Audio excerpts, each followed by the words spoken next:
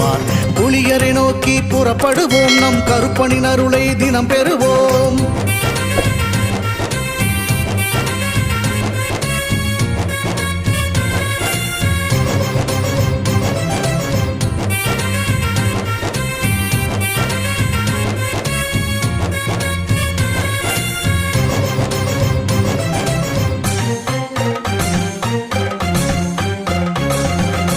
அல்லும் பகலும் அலைந்தேன், விதி அழைத்திடும் பாதையில் பயணம் தினம் செய்தேன்.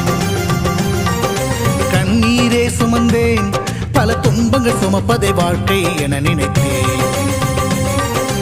இன்பம் என்றால் அது என்னவென்று கனவிலும் கூட கண்டதில்லை.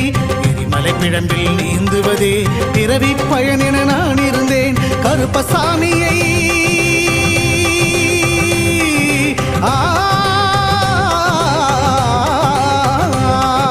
கருப்பசாமியை